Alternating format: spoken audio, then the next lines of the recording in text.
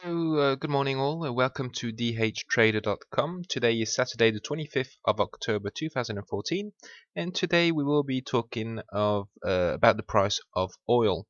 Right, well, on screen right now we've got the monthly chart of oil. As you can see, we've had kind of a sideways movement over the past few years. It was stuck between a range between the 79.20 and roughly the 108, 109 figure. This range withheld, as I said, during the past 2 to 3 years, and we've had a. I'll just switch to the weekly chart for you to see here. Zoom out a bit. We had a nice little upwards trend during the past couple of years that started here on the 24th of June 2012. This upward trend withheld, bounced back on it 4 times.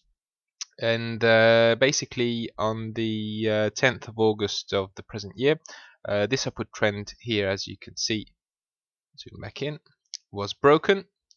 We actually retested it. This is what I was saying. I actually say this in all my videos to explain. This is the kiss goodbye. When a major trend line is broken, we retest it, we go back to it, we kiss it goodbye, and we continue our downwards movement, which is basically what we've done at this level here.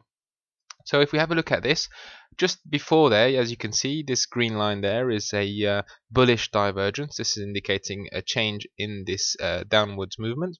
Now, a bullish divergence at this point is totally expected, as we were approaching the upwards trend line.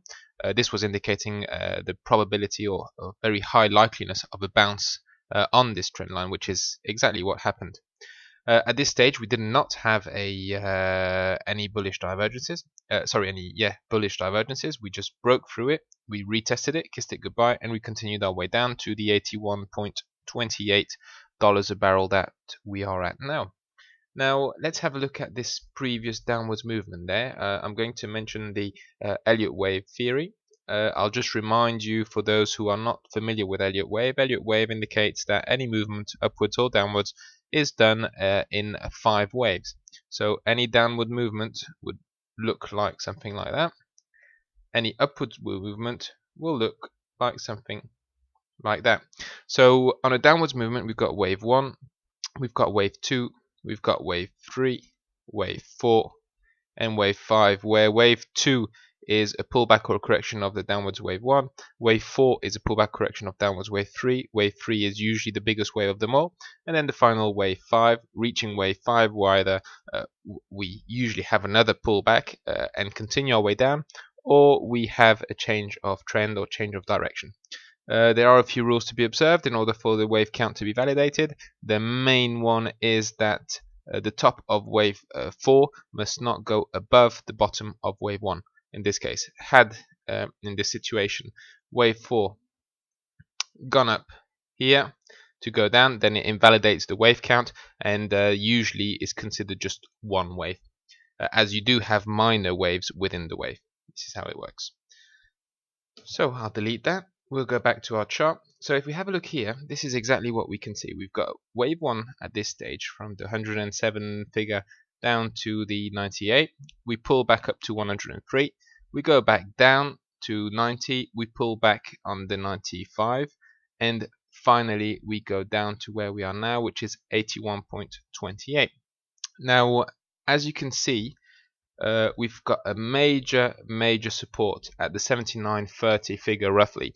Now this major support is due to approach within the next few days. We actually touched it. Let's have a look. We touched it the previous week and we bounced back on it and we came back up. So as such, it's proving to hold. We'll just have to see what happens during the next few days though. Let's have a look at the daily chart. Well, as you can see on the daily chart, we've had this is the previous movement with the upwards trend. We've got the bullish divergence here, which is to be expected as it announces the bounce on the trend line. Here, we didn't have any bullish divergence before the trend line, which indicates the highly likeliness of us breaking it, which we did. Just below it, we had the bullish divergence. This indicates the kiss goodbye. We retest it, which we did. And we continue our way down until the level that we've reached now. We've bounced back on that 79.29 level, and we're actually working our way back down to it. But I'll zoom in for you to appreciate here. As you can see at this stage, there is a pink line forming, which indicates the formation of a new bullish divergence. So as such, there is a high likeliness of us bouncing back on this, but it's not a certainty yet. A bullish divergence must be validated, and for now it's just in formation. There is no validation at this stage. From another point of view, you can actually see here that our stochastics and RSI are oversold, so as such there is upwards pressure.